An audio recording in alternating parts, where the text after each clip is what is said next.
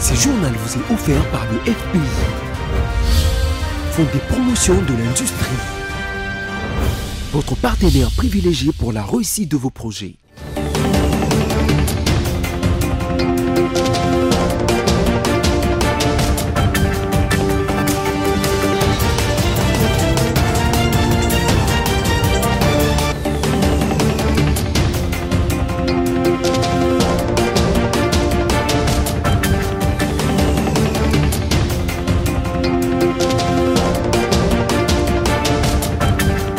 Mesdames, Messieurs, bonsoir, bienvenue à cette grande édition du journal sur votre chaîne BC Télévision, place au sommaire.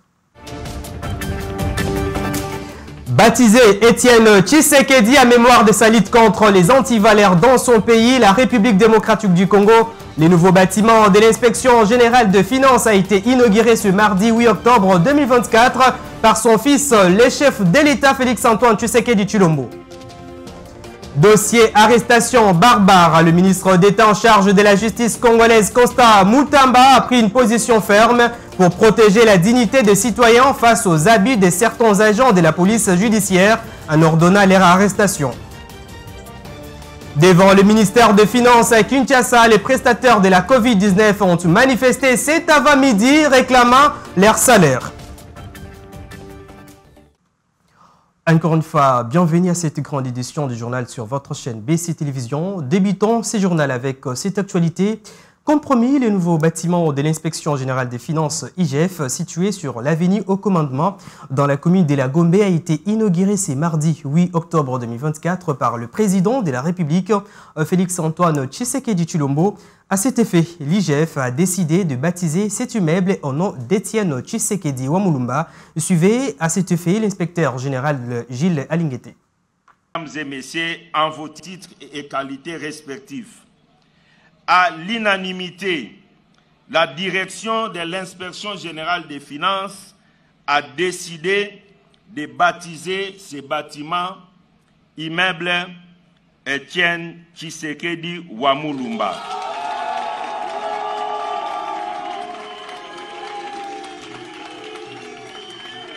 Je disais, à l'unanimité, la direction de l'Inspection générale des finances a décidé de baptiser ces bâtiments immeuble Étienne Tshisekedi Wamulumba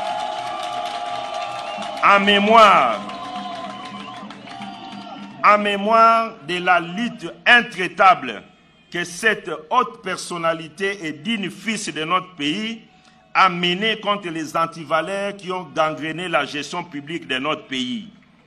Ce faisant, l'appel de la direction de l'Inspection générale des finances est que toute personne qui travaillera dans ces bâtiments soit imprégnée de l'esprit d'intégrité et de patriotisme ayant caractérisé cette haute personnalité.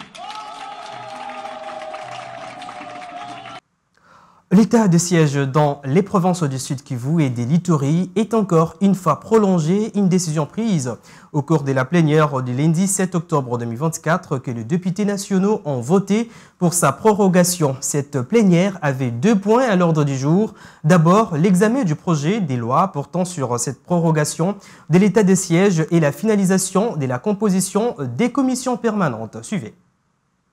Malgré l'opposition de quelques députés nationaux sur la prorogation de l'état de siège, qui, selon eux, ne produit pas des fruits, car jusqu'à maintenant, l'Est de la République démocratique du Congo est toujours en guerre. Pour la énième fois, il a été prolongé. Pour les 2 provinces en proie des hostilités, ils ont notamment dénoncé la recrudescence de l'insécurité et la prolifération des groupes armés qui sont à l'origine des tueries à répétition dans différentes localités malgré l'état de siège. Ils ont continué à protester dans la salle de la plénière. Vital Kamerhe, président de cette chambre basse du Parlement, leur a demandé de voter pour cette prorogation sollicitée par le gouvernement avec la condition de l'évaluer globalement par la plénière dans les jours à venir. Ainsi, L'Assemblée nationale a pour mission de mettre en place une commission d'enquête et d'évaluation pour déterminer les termes de référence de cette mission qui sera envoyée dans le but de s'enquérir de la réalité sur le terrain pour permettre à la plénière de proposer des résolutions qui vont sanctionner l'avenir de l'état de siège et de la situation sécuritaire dans l'est de la RDC. Pour ce qui concerne la finalisation de la composition des bureaux des commissions permanentes et ses membres, Vital Kamerhe a annoncé à la plénière que cette matière sera abordée au cours d'une prochaine session sur demande du groupe parlementaire UDPS Tshisekedi afin de lui permettre de finaliser la liste de ses délégués. Depuis Allemagne, où il est représenté le président de la République Félix-Antoine Tshisekedi Tshilombo à la conférence sur les développements durables qui a réuni plusieurs chefs d'État et ministres à Hambourg. Profitant de l'occasion, la chef du gouvernement congolais Judith Suminwa Tuluka a rencontré son homologue camerounais Joseph Dion. Les deux personnalités ont échangé sur plusieurs sujets d'intérêt commun pour les renforcements des liens bilatéraux entre la République démocratique du Congo et les Cameroun. On les écoute tour à tour. Nos deux pays ont des liens historiques très forts, des liens culturels très forts. Et donc, nous pensons qu'il faut que nous puissions mutualiser tous ces liens pour avoir des échanges encore plus profonds. Nous pensons que nous avons deux pays très riches, très diversifiés, et avec une jeunesse très active, très bien formée, et nous pouvons aller loin si nous mettons nos efforts en commun. Il a été il y a quelques jours ou quelques semaines élu président de l'Assemblée générale des Nations Unies, et je pense que c'est important. Au niveau de l'Afrique, il va pouvoir jouer un rôle important pour les Africains et la sous-région en particulier. Et en tant que pays frère, je pense qu'il était important aussi d'échanger sur les différentes problématiques que nous avons dans le cadre du développement, que ce soit en termes environnementaux. Aujourd'hui, la République du Cameroun a signé un mémorandum d'accord dans le cadre du café. La RDC y est déjà, à certaines alliances aussi, toujours dans le cadre de l'environnement, avec d'autres pays comme le Brésil et l'Indonésie. Donc il est important de voir comment ensemble nous allons pouvoir échanger sur cette question de la position de l'Afrique. Donc nous avons un peu parcouru les différents domaines où nous pouvons nous appuyer, avoir un partenariat gagnant-gagnant pour nous, pays africains. La République démocratique du Congo est classée 123e sur 180 pays dans les rapports du Reporters sans frontières sur la liberté de la presse, publié en mai dernier. Mais sur terrain, les journalistes congolais se sentent de plus en plus menacés avec les arrestations arbitraires de plusieurs professionnels de médias. Le cas du journaliste Patrick Lokala, survenu le lundi à son domicile à Kinshasa. Sur ces plusieurs voix s'élèvent pour dénoncer et condamner ces actes qu'il qualifie d'ignobles. Suivez. Sa maison saccagée, lui-même est tabassé. La vidéo montrant les journalistes Patrick Lokala à bord d'une voiture de plusieurs individus a fait le buzz sur la toile. Sur ces, l'UNPC, par le biais d'un communiqué de presse, déplore, dénonce et condamne fermement ces actes qu'elle qualifie de barbarie et d'intolérance qui, selon elle, ne se justifient par aucun prétexte contre un citoyen dans un état qui se veut des droits perpétrés par les agents de la police judiciaire détachés pour les ramener. De son côté, les journalistes Fiston Kamanda parlent de la liberté des journalistes qui est bafouée en République démocratique du Congo, tout en déplorant ce qui est arrivé à son confrère Patrick Lokala. La liberté d'expression en République démocratique du Congo n'existe pas.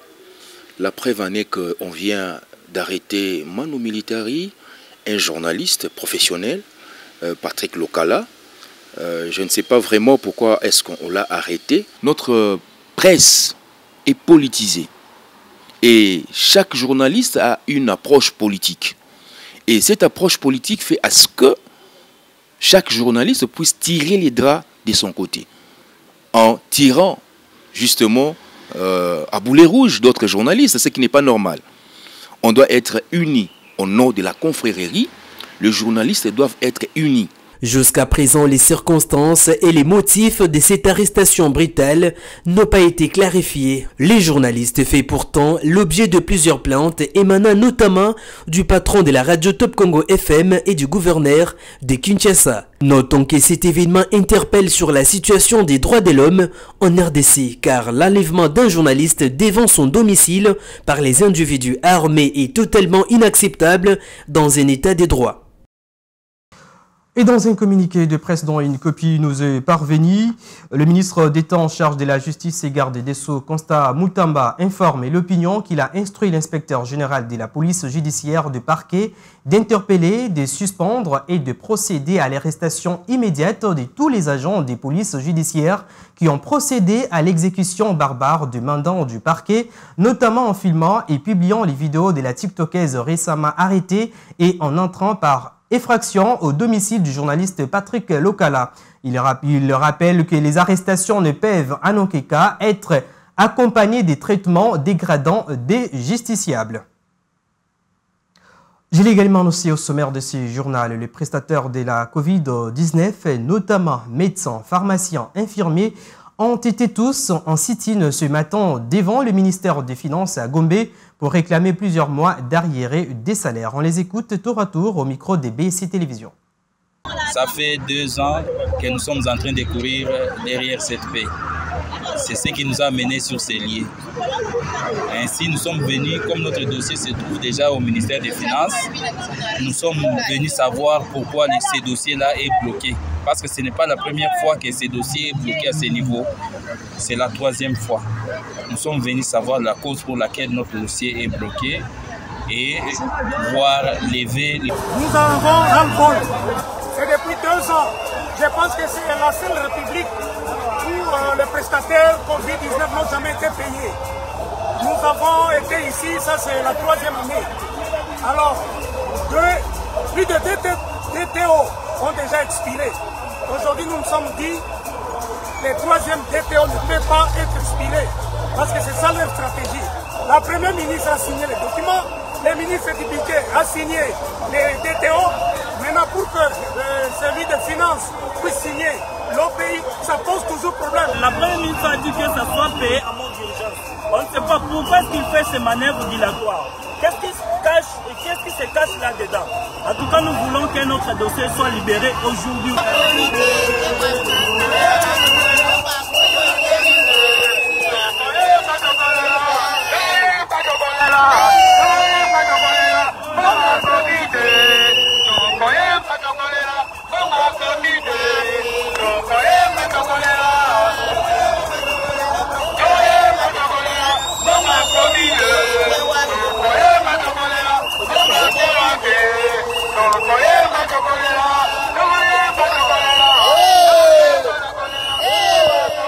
Rendons-nous dans la partie est de la République démocratique du Congo où les casques bleus de la MONUSCO sont dévoués sans faille à la réalisation du mandat de leur mission.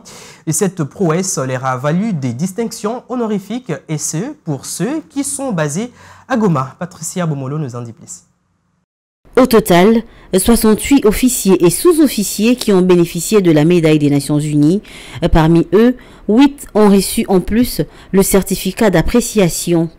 Et pendant cette cérémonie de remise de distinction, le général de division Kardiouf, commandant de la force par intérim, a profité de l'occasion pour rappeler les hommes et femmes sous son commandement à respecter rigoureusement les règles des conduites de la MONUSCO. Ainsi, leur mission continue à l'est de la République démocratique du Congo auprès des FARDC pour enfin établir définitivement la paix dans cette partie du pays. Restons toujours dans la ville de Goma où la protection des civils reste les chevals de bataille de la MONUSCO. Étant donné que c'est leur principale priorité, les casques bleus marocains ont pris position à Kibati, plus précisément dans les Nord Kivu, pour protéger les civils face à la menace d'incursion des groupes armés vers Goma. Et en dehors de nos frontières, 3 ans après la chute d'Alpha Condé et la prise du pouvoir par les colonels Mamadi Doumbouya en Guinée, les tensions et incertitudes persistent, l'absence du calendrier électoral et les dérives autoritaires sont vivement critiquées par l'opposition en place. Suivez. Plus de 3 ans après la chute du président Alpha Condé, du coup d'État orchestré par les forces spéciales guinéennes et de la prise de pouvoir du colonel Mamadi Doumbouya, l'incertitude et les inquiétudes persistent face à la multiplication des dérives autoritaires et à l'absence de calendrier électoral en Guinée. L'opposition dénonce le non-respect de la charte de transition. Ce qu'il n'a été servi le 5 septembre 2021 à ce que nous vivons aujourd'hui, en fait, les promesses n'ont pas été tenues, donc entre autres, en termes de respect des droits de l'homme, entre autres, en termes d'engagement vu ce qui devait être fait pour qu'effectivement nous puissions assister au retour à l'ordre constitutionnel, on est à même de dire que les promesses n'ont pas été tenues dans la globalité. La décision de transférer le pouvoir à un gouvernement civil élu avant la fin de l'année 2024 avait été annoncée par le président de la transition Mamadi Doumbouya, mais le nouveau Premier ministre Ba Ouri a lui évoqué un report de la transition vers 2025. Nous croyons en ce que le général Mamadi Doumbouya respecte ses engagements et qu'il va prêter une oreille attentive aux sirènes qui voudraient qu'il se maintienne au pouvoir, parce que ceux qui ont tenté cette aventure, on sait où ils en sont aujourd'hui. Un autre sujet d'inquiétude en Guinée, c'est l'insécurité. Le 27 septembre dernier, les autorités militaires ont nié les coups de feu entendus à Conakry, les qualifiant de rumeurs totalement fabriquées. Cependant, pour cet opposant, un climat de peur règne dans le pays. Aujourd'hui, la peur est à Conakry. Quand vous entrez à l'entrée de Kaloum, vous verrez des dispositifs, des chars qui ont été achetés. J'ose croire que ces dispositions sont prises, ces dispositifs sont pris pour prévenir toute éventualité de menace terroriste.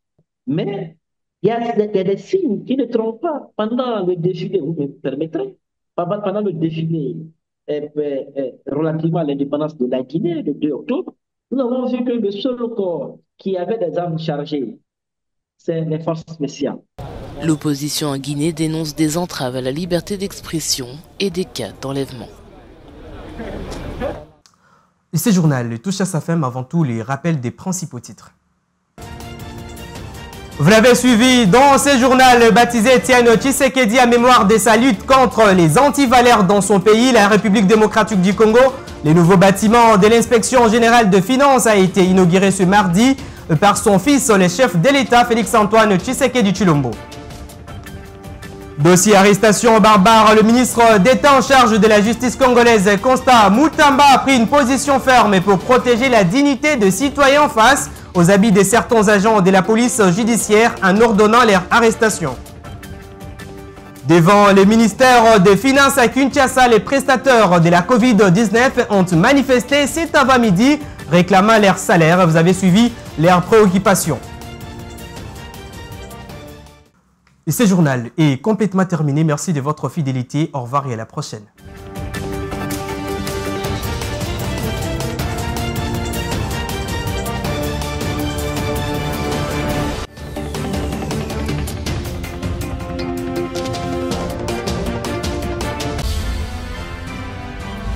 Ce journal vous a été offert par le FPI, Fonds des promotions de l'industrie. Votre partenaire privilégié pour la réussite de vos projets.